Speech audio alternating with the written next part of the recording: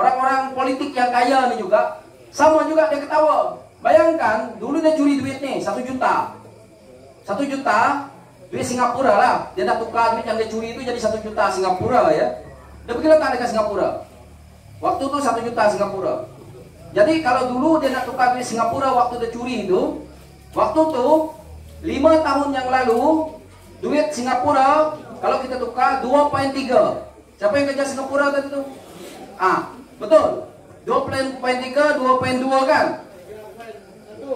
Dulu 2.1, 2.3 macam itulah.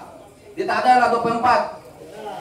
Itu yang cerita yang baru. Ini yang cerita saya tahu 2.1, 2.2, 2.3 itu aja. Kalau dapat 2.3 itu dah bagus dah. Bayangkan kalau 1 juta ada letak dekat sana ada curi. Hari ini 3.3. Dah berapa untung dia? Orang politik untung tau. Dia mencuri duit kita, lepas tu dia pergi ambil limpahan duit dia, bawa balik sini.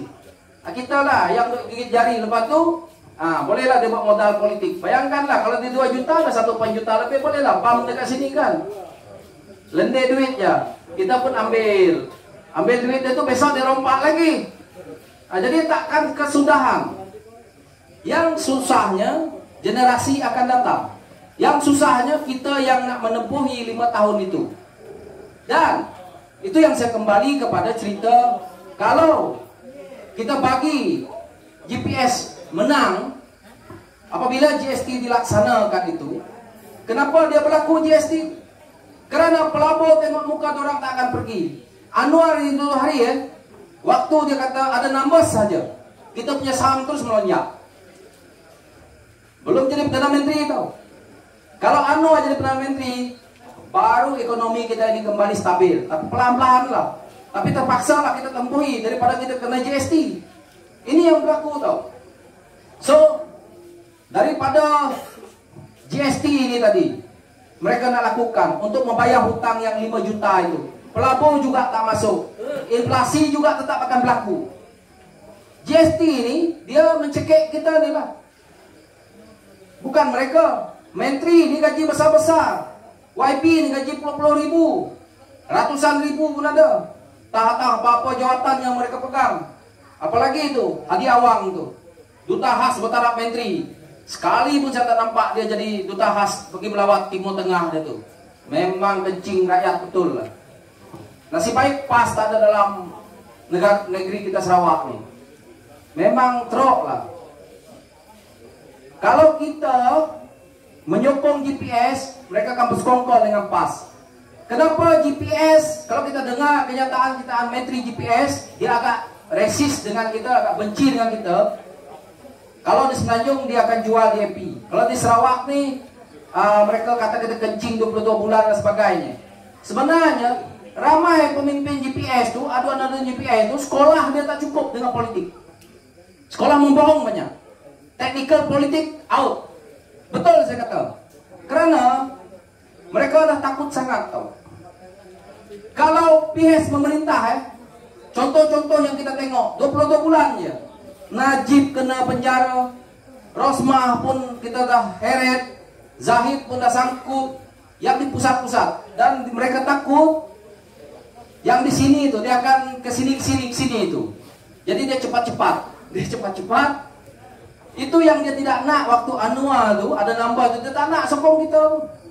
Kita waktu mereka memerintah ni tinggal 2-3 kursi lagi yang kita nak cari. Serko Beruk pun pemimpin GPS dia tak nak lompat. Sebelum Akta Lompat Hati ini keluar lah, patutnya mereka lompat lah, benda yang baik kan. Tapi mereka tak mau. Saya tak kisahlah kalau pemimpin PPP-nya itu yang tak nak lompat, yang mana bukan daripada kalangan orang-orang Dayak itu. Tapi mereka bersekongkol. Sebab mereka dah terjerat sama, mereka dah sama-sama merompak duit negara. Mereka itu pengkhianat lah. Sekarang ni pemimpin kita yang ada ni kebanyakan pengkhianat kepada bangsa dia sendiri. Terutamanya yang saya tengok lah, macam di Mulu-Mulu. Mereka pengkhianat, mereka kaya sendiri. Mereka nak jadi ahli politik untuk mengambil projek, bukannya untuk nak membangunkan bangsa dia, bukan nak membangunkan kaum dia, tidak. Itu yang paling saya sedih. Saya tidak resist bercakap, tetapi kita tengok pemimpin-pemimpin layu. Mereka bagaimana? Kita tengok Petra Jaya, Kuching lah, kita tengok bagaimana mereka. Seteruk-teruk mereka, kawasan mereka bangunkan. Kita tengok Teng Mahmud punya kawasan, dia bangunkan. Pemimpin kita layak, dah bersepahat sama. Lepas tu, tamak haloba dia, jalan kampung Gomorrah pun macam ni je, macam tu. Jadi kita perlu perubahan total. Kita nak buka minda, terutamanya anak muda. Itu yang saya kata di sana tadi. Kita jadi pemimpin ini banyak yang kita boleh fikir. Bukan kita nak memikirkan peruntukan ni, kalau datang 8 juta bagaimana aku nak curi dia 2 juta ataupun 3 juta aku nak curi. Bukan itu tau kerja YB ni. Kerja YB ni, kuasa yang kamu ada, sebaik-baiknya saya haraplah YB Molding lepas ni boleh dia.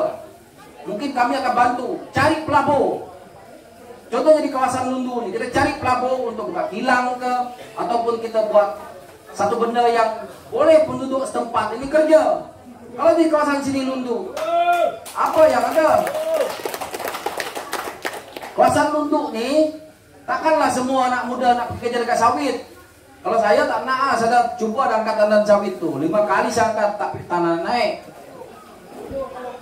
Apalagi anak muda mana mau? Kalau saya ada sekolah, mana saya nak mau kerja sawit? Melantaklah bapak saya kerjalah. Saya tak mau. Jadi peluang itu tak ada. Terlalu lama kita ni. Takkan nak pergi Kuching semua. Sebab itu tugas YB itu memang sangat penting. Tugas YB dia bukan fikirkan duit peruntukan bagaimana nak mencuri, bukan itu. Kena cari pelabur. Kita kena tengok kawasan tu, apa yang kita nak perlu buat. Pembangunan dia apa yang perlu kita tambahkan untuk masyarakat di situ boleh menjana kehidupan. Kita perlukan, kalau zaman sekarang internet dia perlu, kita perlu cepatkan. Itu sangat penting. Tapi saya tengok rakyat kita ni kadang-kadang bukan di sinilah yang lain yang sini semua baik-baik ini. Yang saya tengok mereka tersangkut dengan apabila tin bia datang, sampo datang. Paling saya takut tuh yang finally itu. Jadi kita kena ubah benda tu. Saya harap yang ada di sini, yang mana tuan-tuan semua boleh beritahu ke anak-anak ala tuju sebenarnya yang mana yang kita pilih. Yang mana anak muda yang di luar sana, saya harap kamu orang pun berubah. Kita yang nak ubah diri kita. Kalau tidak, susah kita. Saya tak nak panjang-panjang. Nanti siapa lagi? Ada YB Mobli mungkin. Dan saya harap kita dengan penuh semangat di sini. Kalau saya kata lawan tetap, lawan. Oke, saya 3 kali ya. Lawan tetap, lawan. Lawan tetap, lawan. Lawan tetap, lawan. Oke, kita, kita. Oke, sokonglah YB Molding Bima ya. Oke, thank you. Thank you, Saudara Jenderal Jani. Oke, sekarang nih, kita start.